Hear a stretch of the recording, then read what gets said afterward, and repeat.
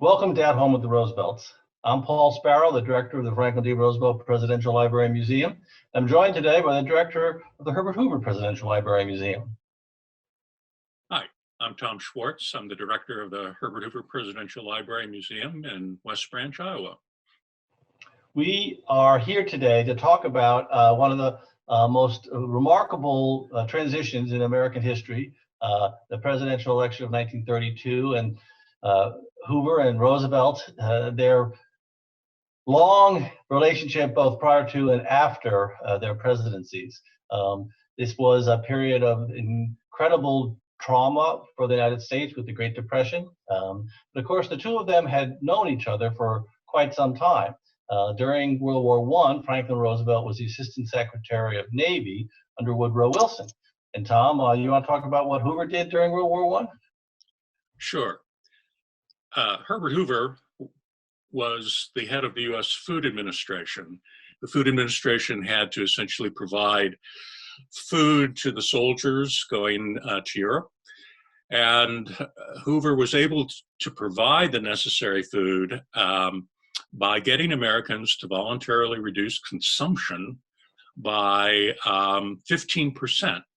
And he did this by appealing to American housewives to sign pledge cards where they would Hooverize. Hooverize meant every day of the week you gave up a certain essential component, meat, wheat, sugar, fats. And so you had meatless Mondays and wheatless Wednesdays. Hoover was able to use that as a stopgap before the farmers could increase their production and growing the necessary foodstuffs that the war required. And of course, FDR was a big fan of Hoover during this period. He was very impressed with the work he'd done because they were both in the same administration. Franklin Roosevelt was actually trying to convince Herbert Hoover to become a Democrat.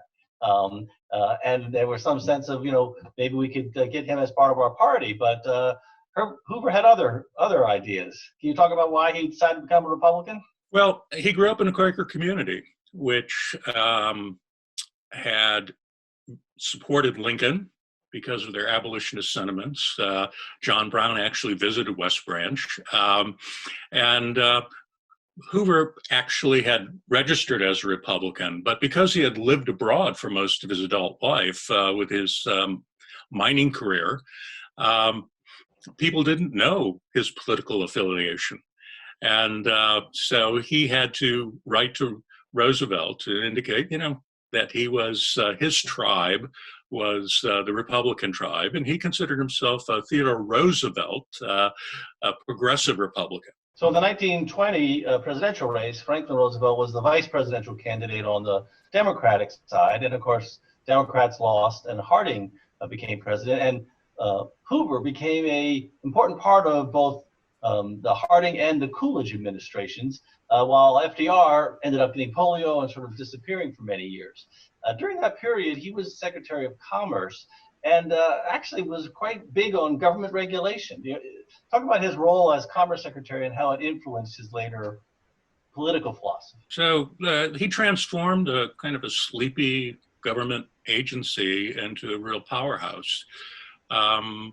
Standardization was one of his main achievements, and where he got industries to set industrial standards, which he believed would lower the cost of goods to consumers. And many of the things we take for granted today, the size lumber, the thread count on nuts and bolts, the size brick used in construction, the size of tires. That's right. Probably the greatest example, 42 different size milk containers, and he got it down to pint, quart, half gallon, gallon. So Hoover was a very aggressive Secretary of Commerce, and he took that agency and really made it one that was very meaningful to a majority of Americans. 1928 is the year where Roosevelt's political career and Hoover's political career really come into parallel. In the 1928 presidential election, Hoover is the Republican candidate. Al Smith is the Democratic candidate, who was, of course, a friend of Roosevelt's. And Roosevelt runs for governor of New York. His return to politics after his isolation as he tried to recover from polio. And of course, we're still in the roaring 20s now, and the economy is doing great. Everybody thinks the world is wonderful.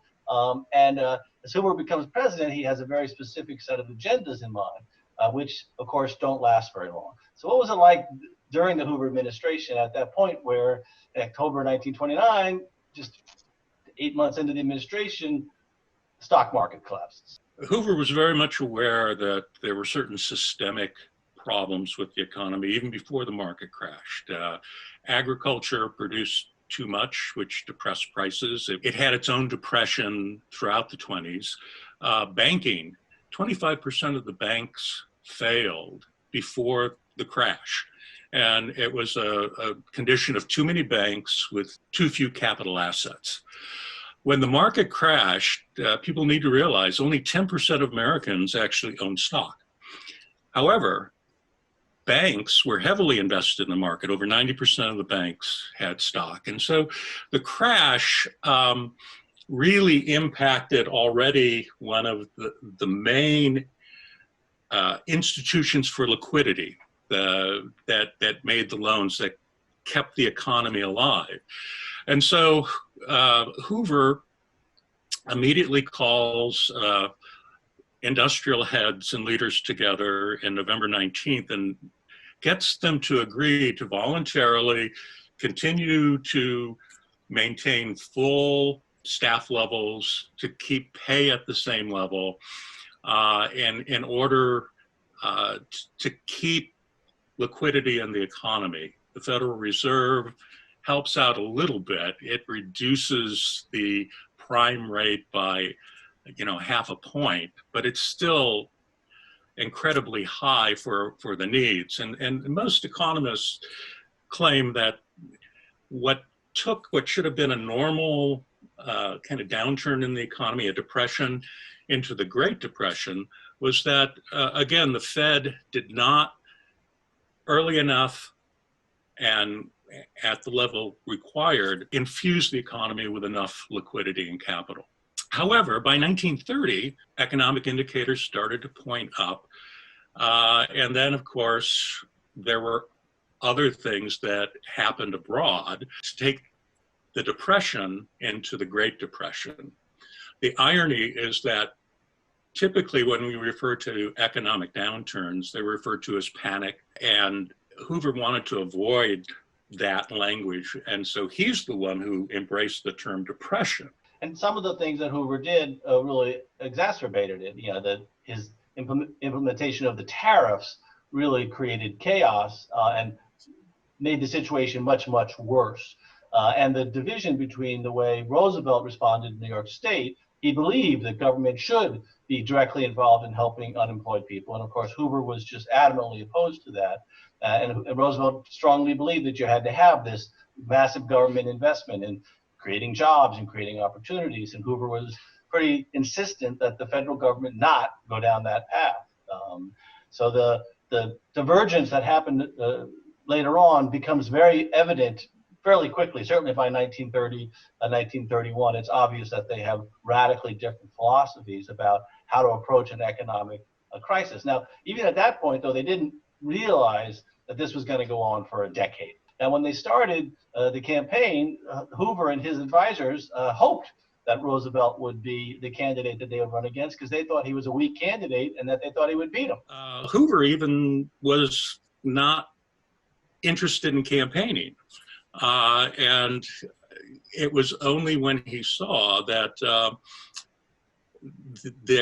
there wasn't this groundswell of support for him that he reluctantly got out on the campaign trail. And by the end, it almost did him in. I mean, the demands of the crises every day wore him physically, mentally.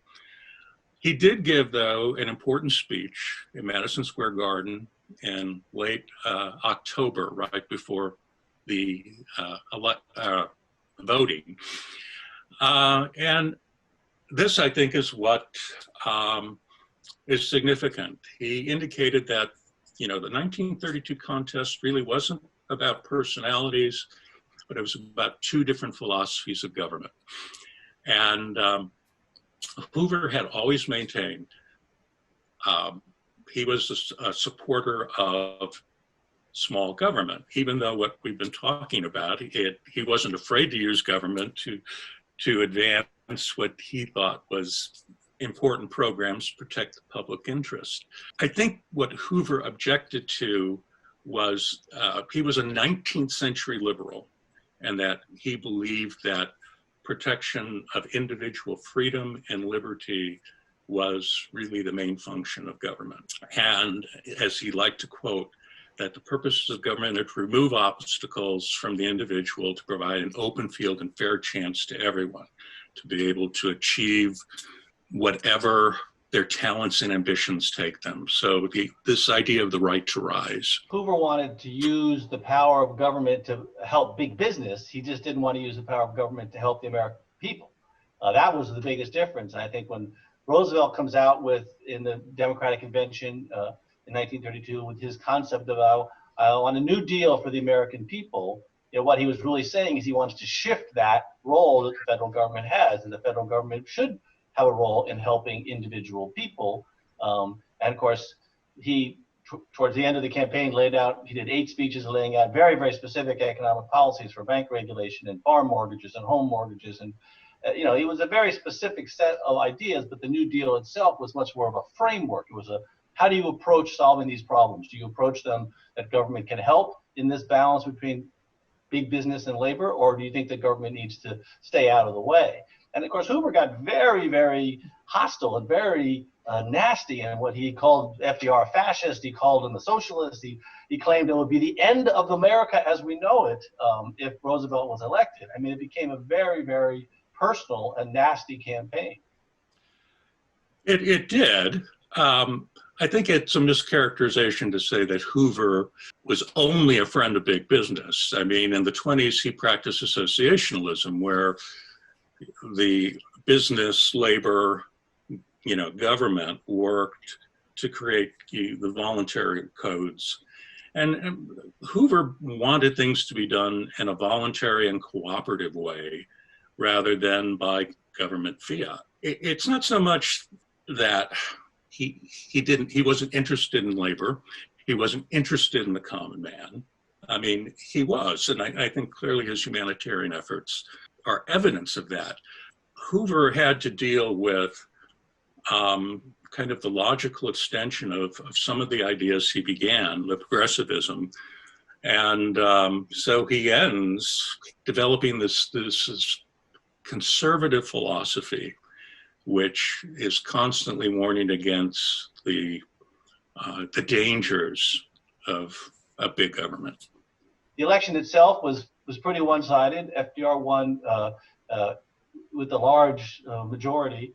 And then you enter into one of the strangest periods in American history. So Roosevelt's first term starts on March 4th. So he was the last president inaugurated on March 4th, even though he was elected in November. And the Congress, of course, changed over in January. So you had this period where Hoover is still president, and he's trying to convince Roosevelt to give up on his New Deal plans and to stick with Hoover's plans. And Roosevelt is willing to negotiate with him during this period. And of course, the number of bank closures continues to increase. The country's crisis gets worse and worse. Congress is sort of paralyzed. And Hoover has absolutely no respect for Roosevelt during this period. And in their meetings, Hoover just treats him like an idiot. And I think it built a lot of antipathy between the two of them. You may have a slightly different take on that period, but it certainly is one of the most contentious transitions in American history.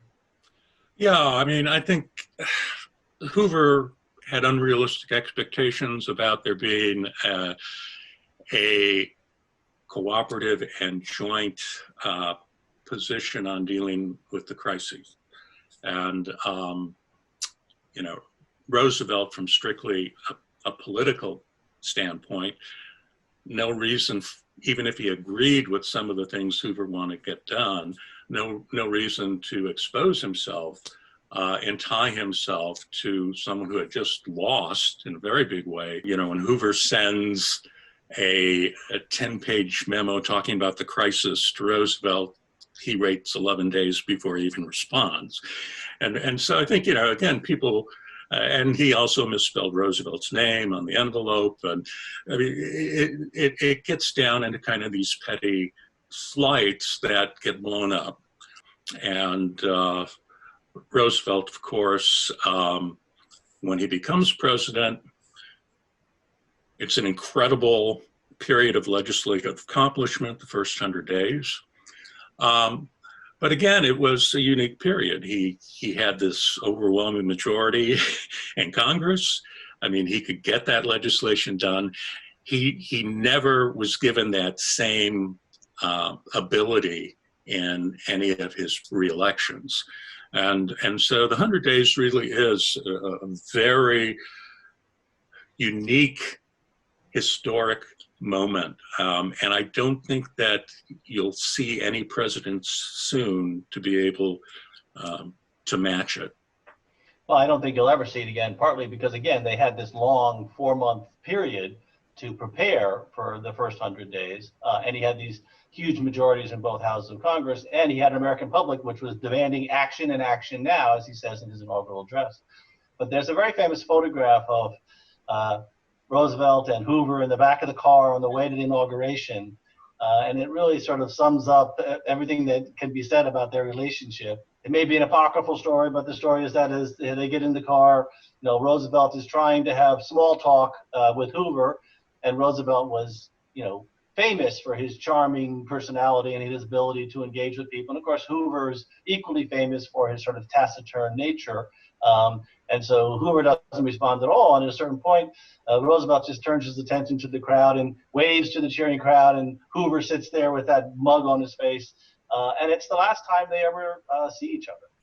Of course, there's a great cover of The New Yorker that was never ran by Peter Arno, which kind of sums it up perfectly, and Hoover's got this scowl, and Roosevelt has his usual smile. Their personalities were night and day. Hoover felt he didn't need to communicate what he was doing to the American public, that the results of what he was doing would speak volumes. He'd either be successful or he would not be. And whereas Roosevelt was really understood, you've got to communicate. I mean, he was a wonderful communicator in the fireside chats.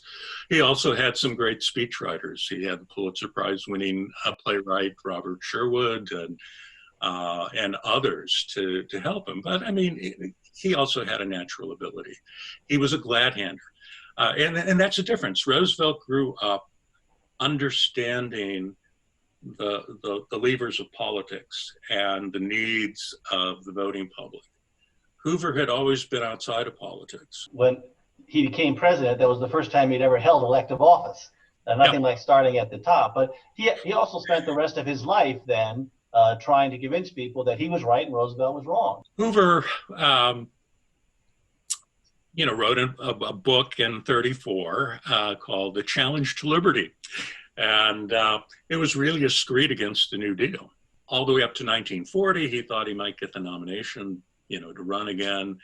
Never happened. He wrote a major attack on FDR's foreign policy, which was never published until maybe about 5 years ago, edited by George Nash, called Freedom Betrayed.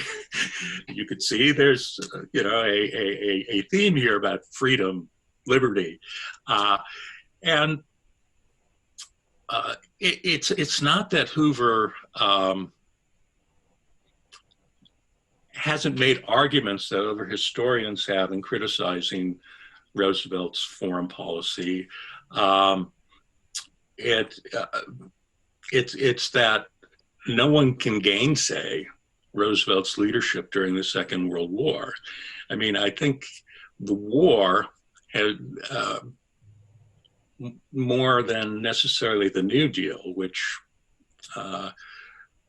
was kind of rocky and never really got America out of the Depression, shows his leadership at its finest, and saving democracy, not only in America, but in Europe.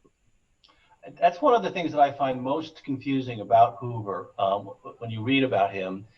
His life is really very much based on a set of principles, both in terms of his extraordinary intellect and his success as a businessman, and then these bedrock conservative principles he had for the rest of his life. And yet, even though he saw the terrible suffering the Germans imposed on the Belgians during World War I, in that period in the mid-1930s, he supports Hitler. He goes to Germany, meets with Hitler, stays with Goring. He is sort of supporting the Nazi regime. And one of his criticisms of Roosevelt, of course, is that Roosevelt was had such antipathy towards them. I've never been able to understand why Hoover took that point of view, particularly if he's proposing that freedom is the most important thing. This was the least free, the most repressive society in the world. So Hoover had been over in Europe to visit Poland. He was very important in feeding the Poles after World War I through the American Relief Administration. And he actually was asked by the American ambassador if he would come to Germany to have that audience with Hitler. Hoover didn't seek it. In notes that he made, a memorandum afterwards, he indicated that American media, which made Hitler out to be a clown, couldn't be more wrong. That Hitler meant what he said, and what he said was sheer evil. He thought that the Germans and the Russians would be involved in this very prolonged and kind of bloodletting, which would protect Western interests, similar to what a long time happened in Iraq and Iran. It's a rather cynical view, but Hoover thought that America should become Fortress America, and let the Nazis and the Soviets fight it out. It really isn't until Pearl Harbor that Hoover finally comes on board supporting the American military effort, and he is fairly supportive of Roosevelt during the war. And I think at that point he didn't have much options. But I do think it's interesting that America First group, it was Lindbergh and Taft and Father Coughlin and other people who had this idea, William Randolph Hearst, who had this idea that America could just stay out of this war and let them fight it out over there. Really, Hoover was very much in that camp, whereas Roosevelt was much more in that we need to support Western democracies. We need to be partners, despite the Neutrality Act, of course, which was handcuffing. Roosevelt certainly would have gone much further if he could have. As it is, you could say if he didn't break the law, he came as close to breaking it as you can, the way he did Destroyers for Bases deal and the Lend-Lease and all that sort of stuff, most of which Hoover opposed. There is an interesting postscript to the war. So after, of course, Roosevelt dies, Hoover had not visited the White House for whatever it is, 12 years at that point. But he had a different relationship with FDR's successor. You want to talk about that a little bit? Throughout Roosevelt's administration, a number of his advisors, specifically some of the conservative Democrats like Bernard Baruch,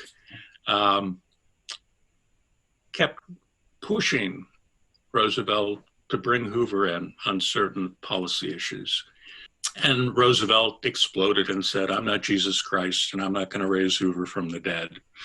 When he dies, Harry Truman reaches out to him and asks him for a meeting, and sends the 71-year-old man on a fact-finding mission, global fact-finding mission on post-war food and humanitarian needs.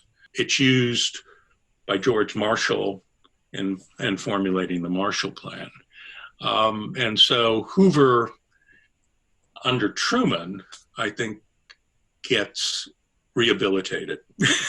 He's brought back into service.